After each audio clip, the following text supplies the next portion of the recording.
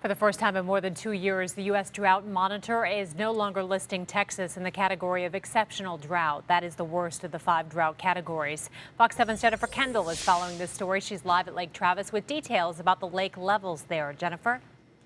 Christine, Lake Travis has climbed about 1.5 feet in just the last week, and with a few more inches, one of the boat ramps on the lake might actually open this year, and that has people who live and work in the area hopeful.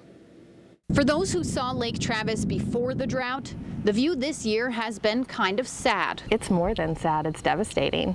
The drought has changed life for those who depend on the lake. I used to run a bar down the streets. Because as the water dried up, so did nearby businesses. They basically just lost all their summer business is what drug them through. Home values have plummeted in the once bustling area. What I'm seeing is anywhere from a 20 to 40% decrease in property values for my waterfront owners. And because they're not waterfront anymore. And people who live and work near the lake have been treading water ever since. We've seen some drought and some flood, but this, of course, is the worst, this stint of drought that we've been in here lately. How bad is it? It's about as bad as we've ever seen it.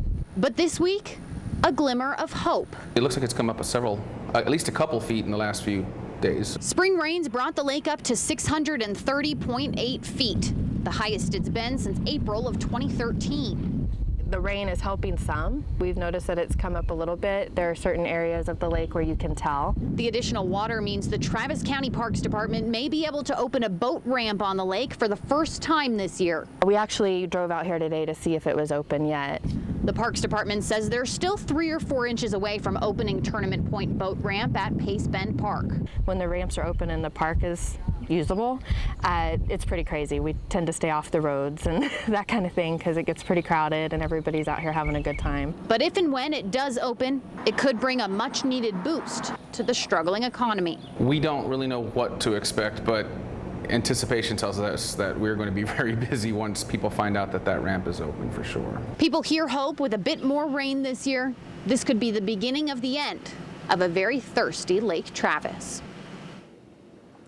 Last week's rain hasn't trickled all the way down into the Edwards Aquifer quite yet. The aquifer did catch about 2 inches of rain yesterday, but hasn't seen a significant increase. However, geohydrologists say they should be able to make it through the summer without slipping into a drought. Christine?